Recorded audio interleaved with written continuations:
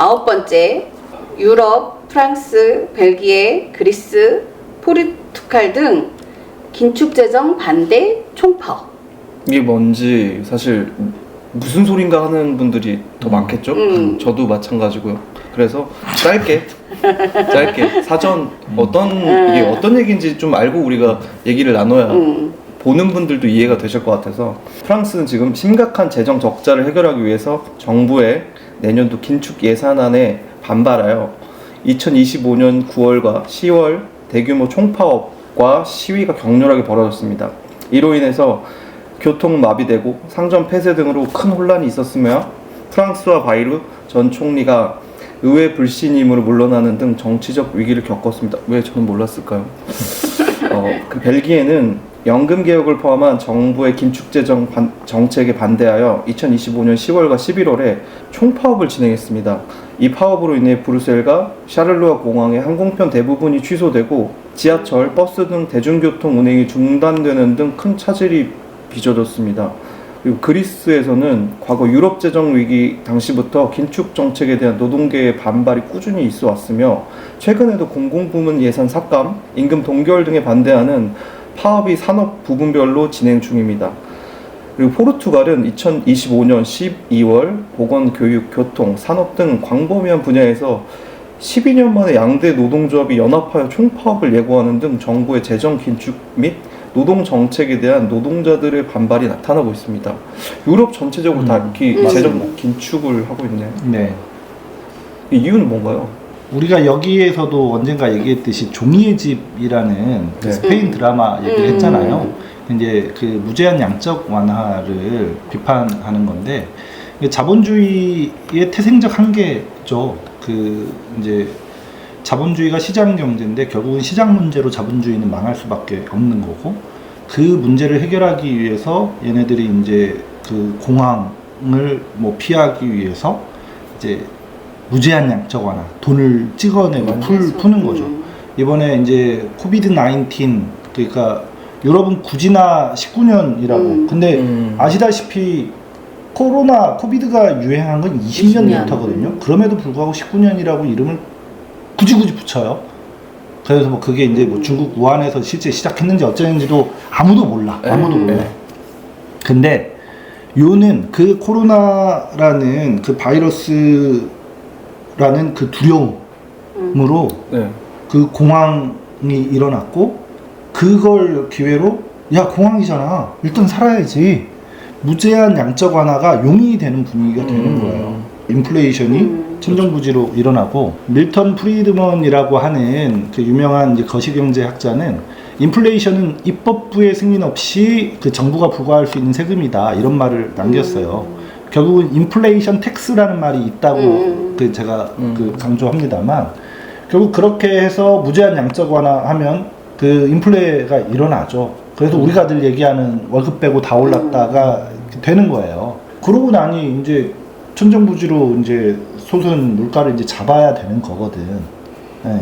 지금이 이제 유럽뿐만 아니라 그래서 모두가 다 그런 흐름으로 가는 거예요. 그러니까 코로나 공황 때 빵 해서 그 양털깎이 헤쳐먹고 돈 풀고, 그리고 이제 그것을 이제 수습하는 과정에서, 그리고 또 아시다시피 이제 러시아 우크라이나 이제 전쟁이 일어나고 이 블랙홀이잖아. 우크라이나에 막 끊임없이 얘네들이 이제 하고 있는데도 이 전쟁은 언제 끝날지 모르고 이런 이제 위기인 거죠. 그리고 그 러시아산 그 저렴한 그 에너지들 수입도 지금 막힌 상황이고, 이런 위기가 이제 끊임없이 이 친구들한테 이어지고 있는 거죠.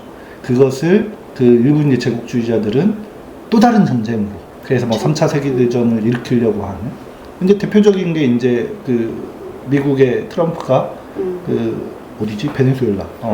베네수엘라를 침공하려고 하고 유조선 막 이렇게 납포하고 뭐 이런 긴장 관계를 유지하는 것도 결국 이런 경제 문제하고도 밀접하게 좀 연관이 되어 있는 거고, 이렇게 되면 아시다시피 그 이제 말이 연금 개혁이지 연금 계약이잖아요. 우리나라에서도 이제 공무원 연금 계약했고, 이제 국민연금도 이제 언제부턴가는 이제 고갈이 된다. 우리도 막 지금 그런 위기감을 얘기하면서, 결국은 당신들이 만든 경제 위기, 우리 노동자들 피땀 쥐어짜가지고 긴축재정이라는 말의 다른 이름은 결국은 우리를 더 쥐어짜는 의미로 이제 이해를 하시면 될 것 같고, 그래서 그 이른바 선진국이라고 하는 유럽의 노동자들이 이렇게 막 그 투쟁을 하는 상황이면 다른 이른바 개발도상국 나라들은 안 봐도 뻔한 거잖아요. 그래서 전 세계적인 그 경제 위기가 지금 지속되고 있다, 가속되고 있다. 좀 이런 부분을 우리가 좀 알아야 할 것 같고, 노동계급은 언제나 진보주의자고 진보주의자는 국제주의자라고 생각을 해요. 우리가 대한민국의 현실 실정 중요하지만 그 눈을 들어서 그 세계를 볼 줄 알아야 되고, 그런 차원에서 국제연대, 그 국제적으로 노동자들, 노동계급이 단결해야 한다. 제가 그 유럽에 가서 한 5년 살았잖아요. 네. 다녀보니까 그 발전된 자본주의라고 하는 이제 프랑스, 독일이나 그 사실상 미국의 식민지라고 하는 대한민국이나 노동자들의 노동 현실은 어슷비슷해요. 그 자본은 이미 국경을 초월해서 네. 그 노동자들을 그 수탈하고 착취하는데, 우리 노동계급들은 왜 국경의 틀에 갇혀서 각계격파 당해야 하냐. 우리 역시도 국경을 초월해서 단결해야 한다. 이런 생각을 그 외국 살면서 굉장히 많이 했는데, 그런 차원에서 그 우리 국내 뉴스, 사실 노동 뉴스 더 다루고 싶은 게 많았잖아요. 지금 그 세계 뉴스 이렇게 전하느라고 이제 불가피하게 10대를 맞추느라고. 사실 이것도 강박인데, 뭐 11대 뉴스 이래도 되는데, 그러느라고 뺐는데, 뺐음에도 불구하고 의의가 있다. 지금 전 세계에서 노동자들이 이렇게 착취와 억압에 맞서서 투쟁을 하고 있다. 근데 이걸 예전에 이제 2차 세계대전 마치고 그 세계노총이라는 그 노동자들의 이 단체가 이제 만들어졌었는데, 미 CIA의 공작에 의해서 이 세계노총이 이제 와해 직전까지 가고, 지금은 뭐 다시 이제 부활해서 이른바 3세계 위주로 활동을 이제 하고 있습니다만, 국제노총이라고 하는 사실상 어용 노총을 만들었거든요. 근데 굉장히 충격적인 건 민주노총, 한국노총 모두가 그 국제노총 ITUC에 가입되어 있는 상황이죠. 이런 현실을 우리 민주노조 조합원들도 잘 몰라요. 네. 이런 얘기들도 언젠가는 좀 그 기획 특집으로 이 박다방에서 다루든 아니면 다른 유튜브에서 다루든 이런 기회가 좀 있었으면 합니다. 마지막 10번째, 노동자의 피땀을 연료로 한 쿠팡 로켓 배송. 25년도 그 지금 최고 하두가 쿠팡인 것 같아요. 나온 것만 해도 8명 사망했고, 누적으로 보면 수십 명이 사망했다. 야간에 장시간 노동했었고, 물류센터 하면서 돌아가셨다. 뭐 이렇게도 나오고요. 그리고 이제 이 검찰, 아까 우리 얘기했던 검찰에서 쿠팡 노동자 퇴직금, 이지급 관련 건 때문에 쿠팡하고 검찰이 이렇게 연관이 됐었구나 라는 걸 좀 알게 됐던 것 같아요. 그러면서 쿠팡이 이렇게 정치권, 검찰, 언론 모든 곳에 로비를 열심히 했었구나 라는 거 저는 이번에 좀 알았거든요. 국회 보좌관들 아니면 뭐 하면 쿠팡으로 이렇게 취업하셔가지고 취업을 하신대요. 보좌관들이나 대관 업무를 한다고. 그래서 대관이 주로 쿠팡은 그 업무를 한다 이렇게 얘기를 하더라고요. 이러면서 이렇게 유착이 되면 쿠팡이 이렇게 사망자가 나와도, 그리고 지금 청문회 때 그 외국인 대표가 와가지고 오히려 우리한테 막 큰 소리 빡빡 치는 걸 보면서 이건 너무했다 이런 생각이 좀 들었거든요. 그리고 이제 이게 노동자의 피땀을 연료로 한 쿠팡 로켓 배송, 이 제목이 사실은 뭐 여기다가 쿠팡 로켓 배송 말고 다른 걸 다 갖다 붙여도 다 맞을 것 같아요. 뭐 화력 발전소도 되고요, 뭐 제지도 되고요. 다 노동자의 피땀을 연료로 하고 있는 것 같고, 그 안에는 사실 정경 유착이 있고 느슨한 법이 있고, 지금 사실 뭐 이게 쿠팡이 좀 화제가 돼서 쿠팡을 아마 대표적인 예로 드신 것 같은데, 사회 전반적으로 다 사실은 노동자의 피땀을 연료로 해서 그 사업주들이 잘 먹고 잘 살죠.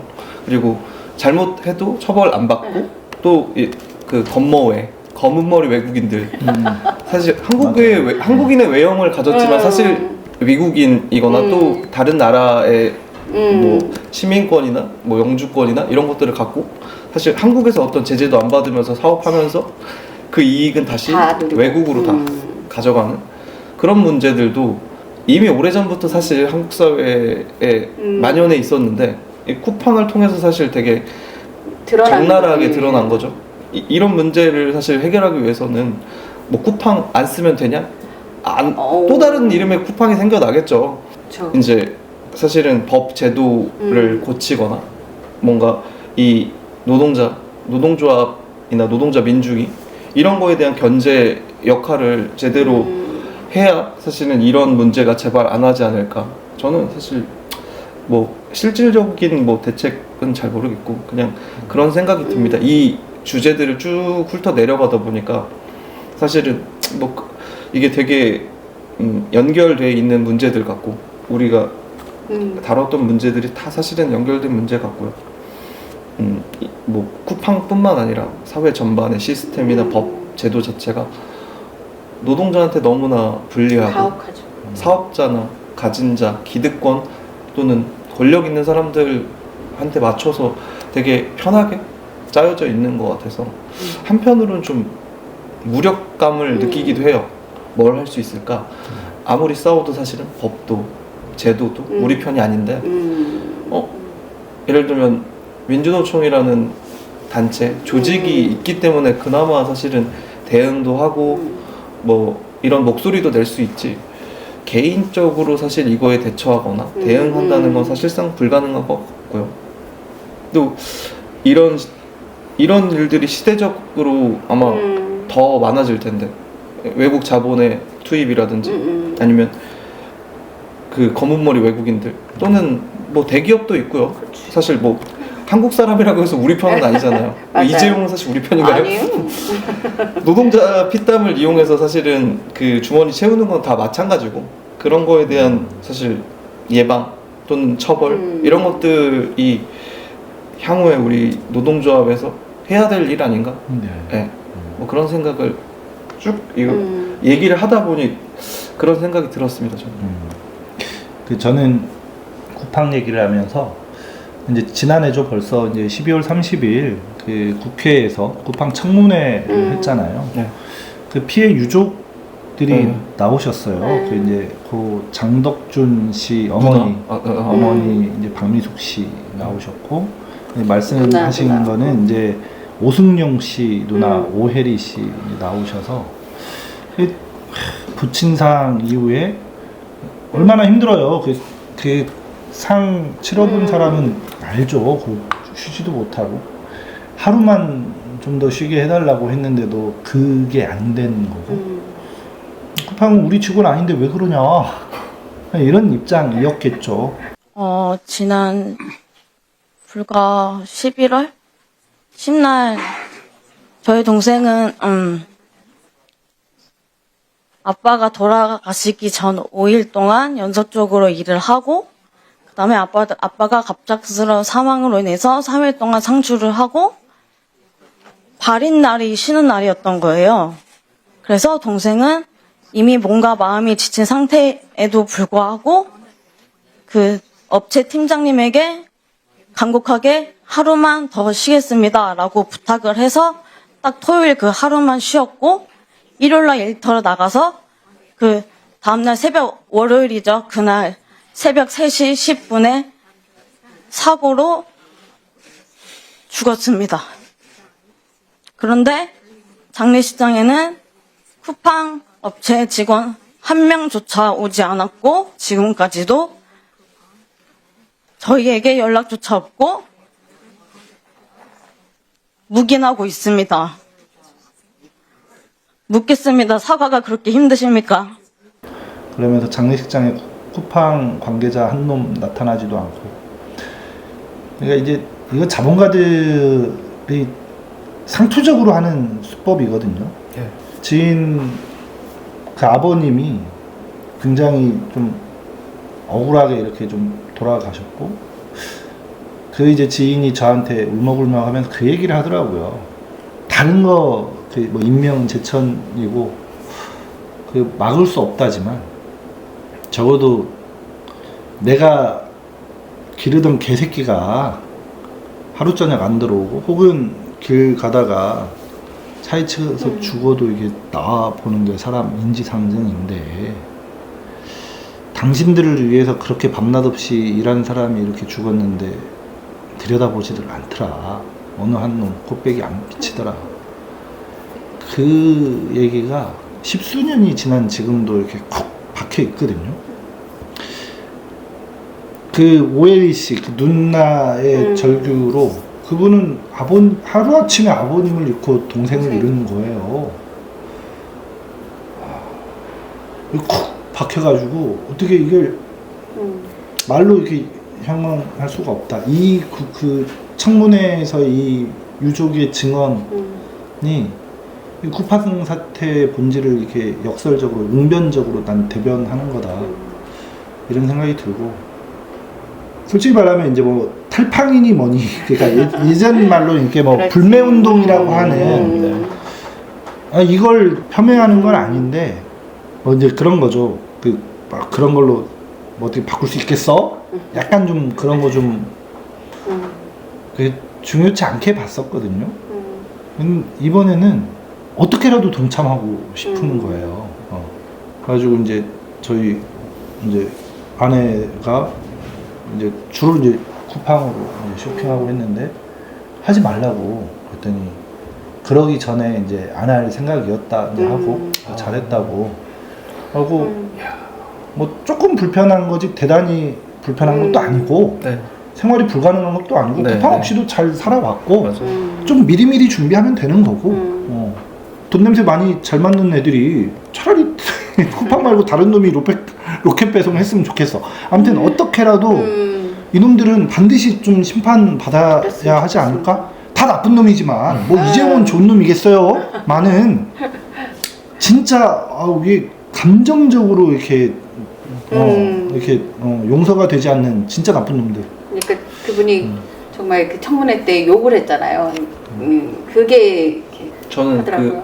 그 말씀을 우리 집 지키는 개가 죽어도 나와서 볼 텐데 뭐 이 말을 들으니 사실 저희도 뭐 전주시를 위해서 일한다면 일하는 건데 누가 돌아가시거나 좋은 애경사가 있어도 사실 전주시 이름이 찍힌 뭐 화환이나 또는 뭐 근족이라든지 이런 것들을 사실 받아볼 수 없거든요. 전주시 관계자를 만나서 그런 부분에 대해서 얘기를 했었거든요. 근족이라도 좀 전주시장 이름으로 보내라. 근족이는 사실 한번 만들어 놓으면 계속 사용이 가능하니까 뭐 비용적인 문제가 발생하지 않는데 왜 이런 것도 안 하냐? 우리 집 개라고 생각 안 하는 거죠. 사실은 그냥 김 씨가 키우는 개, 우리 집 그 소작하는 김 씨의 개고 마름의 개고 그냥 나랑은 관계 없는 그냥 언제 죽어도 그냥 나랑은 상관없는 그런 사람들이라고 생각하는 거고 그걸 사실은 대한민국 정부가 앞장서서 하고 있으니까요. 그치. 누굴 뭐라고 하겠어요? 쿠팡을 뭐라고 하겠어요? 대한민국 정부도 그러고 있는데. 그쵸. 지자체 관련된 뭐 사람들 산재 사고 났을 때 지자체장 이름으로 화환이 가는 데가 없을 거예요. 나랑 관계 없으니까 정부 왜냐면 지자체장이 그럼 책임을 져야 되는데 어떤 지자체장이나 정치인이 그걸 하겠어요. 그러니까 이 나라 자체가 사실은 누구 하나 이거에 대해서 문제 제기를 안 하고 정부 자체도 사실은 이거에 묵인을 하는데 쿠팡에다가 이거를 뭐라고 할 수 있을까요? 저는 이렇게 이 쿠팡 사태를 보면서 드러나는 건 쿠팡이었지만 네. 이렇게 외국계 자본가들이 그 CEO로 있는 곳들은 이런 문제들이 어느 순간 계속 발생할 수 있다라는 생각이 들거든요. 네. 쿠팡 얘기만 좀 더 하면요. 네. 그 쿠팡 사태의 본질은 그냥 그 안전 기준을 지켜달라 정도가 아니에요. 그 안전 기준이 핵심이 아니라 무료 노동, 공짜 노동을 강요당하고 있는 거예요. 배달 기사들이 거기서 분류 작업 뭐 하고 이런 것들을 안 하면 거기 이른바 프리랜서로 입점해서 그 택배 기사를 못 하는 거예요. 이건 물론 쿠팡만의 문제는 아닙니다. 대부분의 이제 택배 그 운송업계들이 이제 그런 낡은 관행들을 하고 있는 거죠. 근데 이것을 그냥 뭐 이렇게 하고 뭐 법을 개정하고 뭐 정치권들이 어쩌고저쩌고 하기 전에 일단 쿠팡 새끼들부터 그거부터 못하게 해야 한다는 얘기를 하고 싶은 거예요. 네. 예. 그래서 이걸 너무 일반화하고 띄워버리면 쿠팡의 잘못이 아니라 시스템의 문제로 되고, 물론 시스템에 문제가 있어요. 그럼에도 불구하고 저는 이번 건에 있어서는 정말 쿠팡 새끼들 정말 대한민국에서 이거 사업 못하게 해야지. 그렇죠. 이걸 놔둬요. 씁쓸합니다. 공짜 노동 조금만 검색해봐도 쿠팡 배송기사들의 분류작업 약 20시간의 공짜 노동 이런 거 숱하게 나와요. 과로와 공짜 노동 하루 173분, 휴게 시간은 18분. 이런 게 문제라는 거예요. 뭐 무슨 2인 1조 작업 이런 거 건감생심 꿈도 못 꾸는 거예요 지금. 김범석이 그걸 지시했대잖아요. 그 사람이 열심히 일했던 그 기록을 삭제하라. 그거는 정말 이 CEO가 은폐한 거잖아요. 사건을 은폐한 거.